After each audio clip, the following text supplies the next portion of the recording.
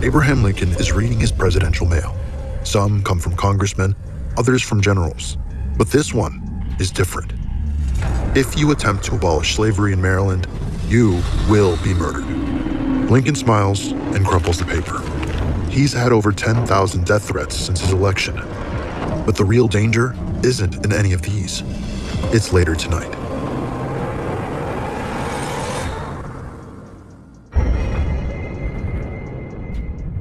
A man pushes through the door of Ford's Theater. He's a celebrity, John Wilkes Booth, one of America's most famous actors. For months, Booth has raged at Lincoln's speeches.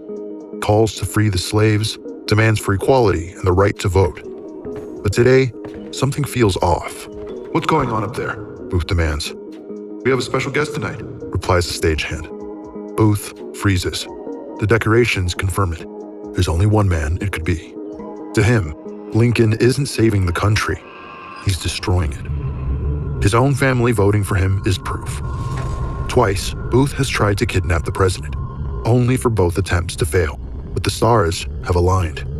He knows every corner of Ford's Theater. He's worked here many times.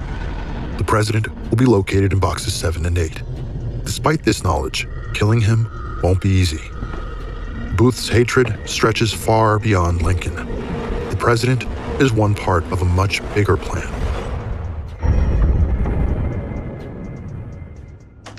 "Mr. President, it's time," says a messenger.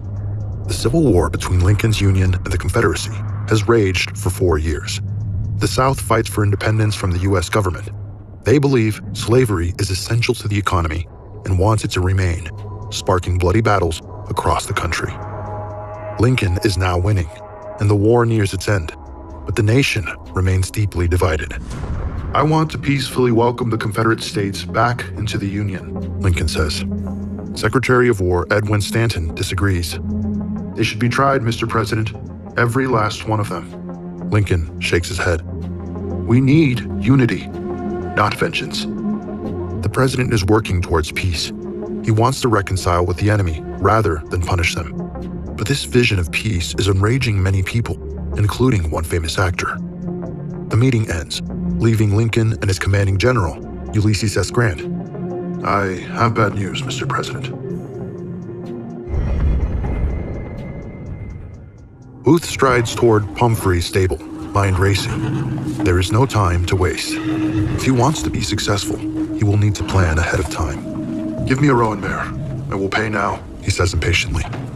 The horse will wait behind the theater, crucial for his escape. But word of Lincoln's death will spread fast. He'll ride south through Navy Yard, then through southern Maryland into Virginia, ultimately seeking refuge in the Confederacy. Tonight's mission is bigger than Lincoln, bigger than war. The goal is to collapse the Union. Nothing will stand in Booth's way. The easiest step is complete, but the second is much riskier. Modify Lincoln's box so he can easily get in. Then kill Lincoln without anyone noticing. Booth rides to the theater. Nothing has gone wrong, yet. "Well, General, what's the news?" "I won't be joining you at Ford's Theater this evening. I'm needed in New Jersey." Lincoln nods, though Grant's absence weighs on him. Together, they are a signal of strength for the Union. Lincoln crosses the hall for lunch. The dream he had 3 nights ago is still playing on his mind. He was wandering through the White House at night. It was strangely quiet. Suddenly, he heard something. Weeping sounds, as if someone was mourning. He followed the crying until he stumbled into the East Room, where he found a sickening surprise. Mourners, gazing at a body covered with a blanket. "Who is dead in the White House?" he asked. The answer came. "The president. He was killed by an assassin." Back in the present, Lincoln greets his driver and footman, men he's known and trusted for years. Both look out for him and his family's safety. Like most presidents during this time, protection is limited, with only 1 or 2 bodyguards following Lincoln each day. Crook had been a police officer before joining the White House, the best on Lincoln's detail. Having completed a double shift, he won't be present tonight. Crook leans in. "Sir, don't go to the theater. It's not safe." Booth leads his roan mare into the alley behind Ford's theater and walks in the back door. But there's one problem. The theater is alive. Rehearsals, stagehands, musicians, all walking around. If Booth is caught modifying Lincoln's box, the entire plan collapses. He waits for 2 stagehands to leave, then climbs the steps. He sees the location where Lincoln's security will stand. Booth has an idea to slip past him. But like his previous attempts, plans don't always go as expected. Lincoln has just started his second term as president. For many years, he's understood exactly what the people want. Which reminds me of today's sponsor, because after a decade of continuous improvements, it's remained one of the top naval warfare games each year by delivering exactly what the people want. If you're tired of buying overpriced games but still want something that feels new, World of Warships is free to play and is handing out a limited time offer for new and returning players. This is because, unlike normal games, it avoids becoming boring by letting you control over 850 different ships, along with multiple maps and changing weather conditions. But what really sets it apart is how the game optimizes for realism and gameplay. Every ship is accurately designed from real historical blueprints, enhanced by stunning graphics. They even have history's biggest events, such as D-Day, the Battle of Midway, and the evacuation of Dunkirk, available on set game modes. For the festive season, every day you play the game, you'll decorate your own Christmas tree at Noordlishaven Port and get a free gift from the Advent calendar. By logging in today, you and returning users will unlock a bunch of exclusive gifts, including a free Tier 9 ship, 2 camouflages, and Santa's gifts containers. Use our link today to play for free and claim your rewards on PC. He pulls out a gimlet from his coat and quietly drills a spy hole into the entry door of Box 8. Big enough to see inside, but small enough to go unnoticed. He lights a match and picks up the wood shavings.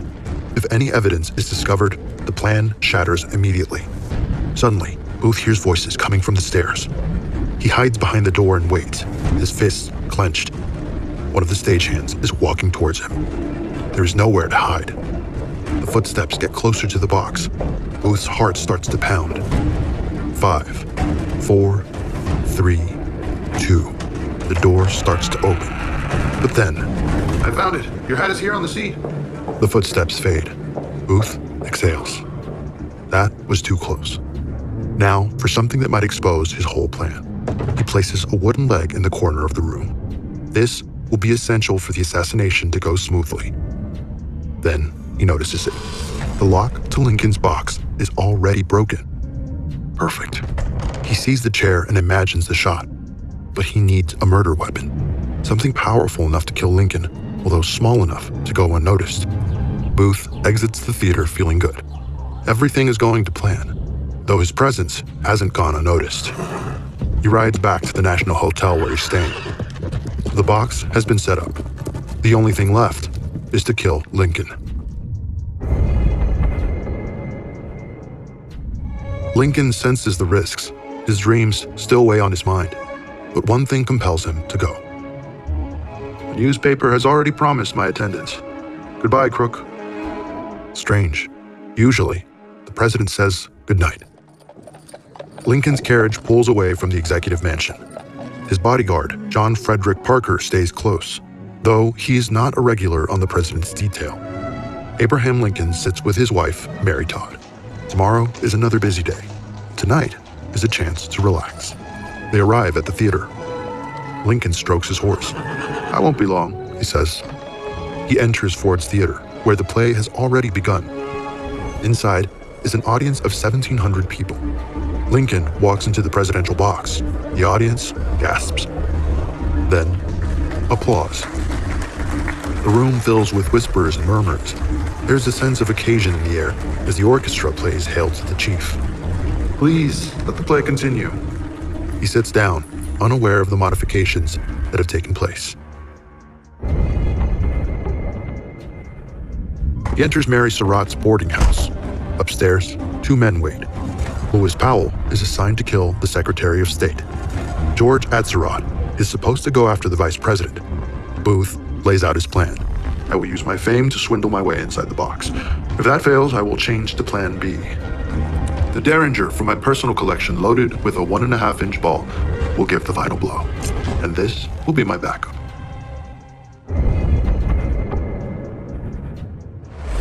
Booth cuts through the streets and turns into the alley behind Ford's Theater. But something is wrong. He clutches his chest. He feels the world closing in on him. The plan is perfect, but it's fragile. He's banking on one specific moment. If he doesn't reach Lincoln's box in time, his entire cover is blown. If that happens, the chances of success become even slimmer. Booth meets the stagehand supposed to hold his horse. "Are you all right? I will wait out here for you." Yeah. Booth slips through the back door like he's done 100 times before. Inside, the crew moves props. Booth passes them like it's any other night. But he's not here to perform. He's here to listen, track the lines of the play. He walks slowly, close to the curtain, adrenaline kicking in. Lincoln is sitting in his box, laughing, oblivious to what's about to come. Booth puts one hand over his pistol, his finger twitching. The gun is ready, but is he? The past 2 attempts failed due to Lincoln's last-minute changes in schedule. But this time will be different, he thinks. From the play's lines, Booth notes he still has about 30 minutes. Booth recognizes Lincoln's guest. His heart beats faster. The time has not come yet. Waiting here will only increase his nerves. He steps out through his side door and heads to the Star Saloon. Back inside Ford's Theater, the play continues. President Lincoln laughs and looks towards his guests. 28-year-old Army Major Henry Rathbone and his fiancée is Clara Harris. He walks fast and pushes through the door, taking a seat at the bar. Whiskey, not brandy.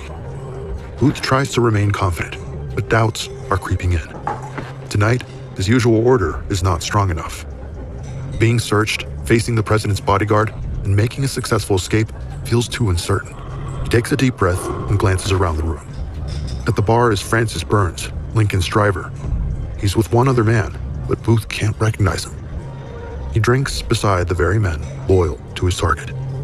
Then, "You'll never be the actor your father was," a random man blares. Booth doesn't flinch. He just smirks. "When I leave the stage, I'll be the most famous man in America." He downs the whiskey and walks out. His time is now. Booth walks to Ford's Theater. Inside, the play is moving toward its final act. He must get to Lincoln's box in time for the joke. If he arrives too late, the opportunity will be lost forever. Booth enters through the main doors. The ticket taker greets him. He moves quickly up the stairs. Amongst the crowd are a handful of armed soldiers, but Booth doesn't notice them. Every second is life or death. Booth reaches the top of the stairs.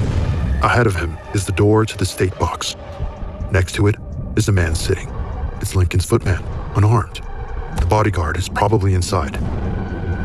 Booth doesn't want to kill another person, but he can't allow anyone to get in his way.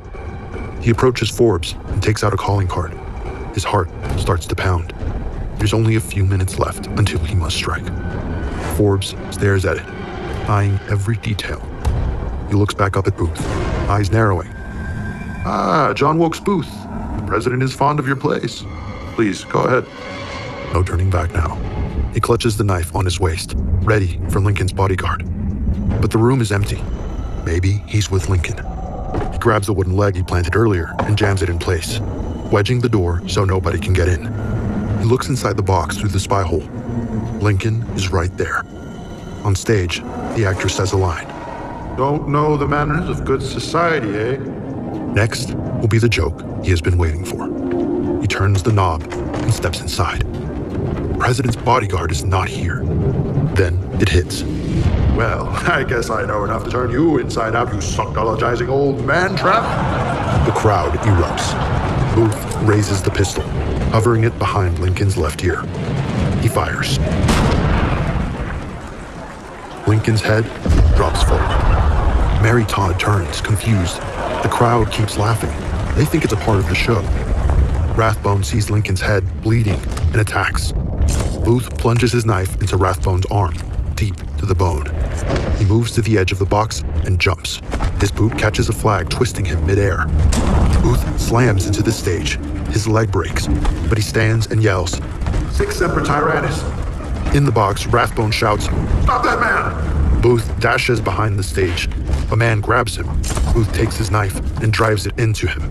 The man's grip releases. Booth continues running towards the back entrance. He exits and screams, "Give me the horse!" The stagehand freezes in shock. Booth knocks him over, jumps on the horse, and disappears into the night. In the chaos that followed, Abraham Lincoln was carried across the street to a boarding house, where he lay deep in a coma. The person meant to protect the president that night was the man getting drunk inside the saloon with Lincoln's driver. The other conspirators were quickly captured and brought to justice. Lewis Powell stabbed the Secretary of State, but Seward survived. Jor Dadsarat decided to calm his nerves at a bar and ended up getting too drunk. The president clung to life through the night. But at 7:22 a.m. on April 15th, Abraham Lincoln died, and the hunt for Booth began. Edwin Stanton, the man Lincoln was debating with earlier that day, starts the largest manhunt in American history. Booth fled to Virginia. His escape lasted 12 days. On April 26, Union soldiers surrounded him in a barn. They told him to surrender, but he refused. He was shot and killed on the spot.